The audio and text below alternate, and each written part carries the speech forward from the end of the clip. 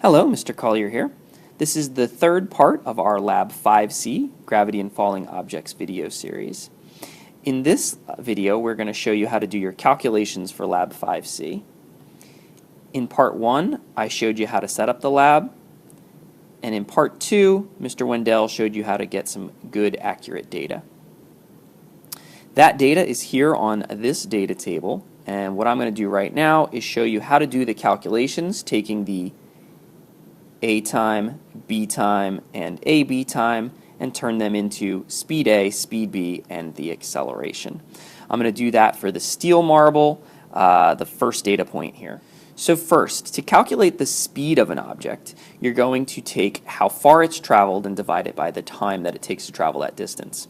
Well, in this lab, the distance the object travels is the diameter of the marble, because it's the diameter of the marble that passes through the photogate. And it's important that it passes through at its thickest part, because that's what we've measured, the diameter across the middle.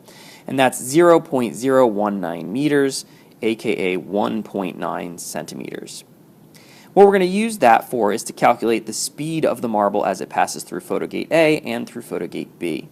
So the speed at A is going to be the diameter of the marble, how far it travels, divided by the time that it takes to travel through that photogate. And the speed at B is going to be 0.019 meters, again, the diameter of the marble, divided by the time B.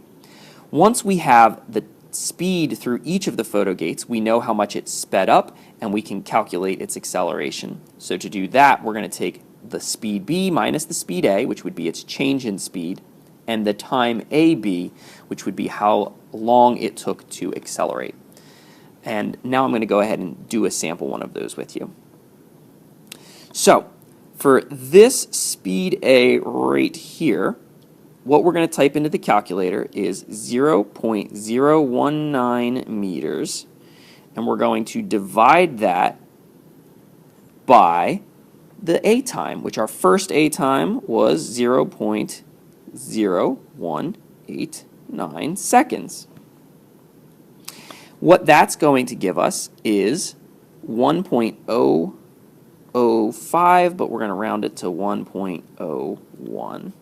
Now we're going to do this guy right here, and for this one we're going to do 0.019 meters divided by our B time now, and our first B time is 0.0105, and that's going to give us a speed of 1.81 meters per second. And so now our A speed was 1.01, our B speed was 1.81, and now we're going to do the acceleration. The acceleration, right here, speed B, 1.81, minus speed A, 1.01, divided by, and when you're typing that into a calculator, you're going to want to do parentheses, divided by the AB time, which for us was 0.0771, and that's going to give you your first acceleration of 10.4. Now what we're comparing this to is the known acceleration due to gravity, 9.8. And this is why we did a bunch of trials, because you're not always going to get it exactly right. So what you're going to do is you're going to do the same thing for these three here, and then you're going to average them. 1, 2, 3, and that goes right here.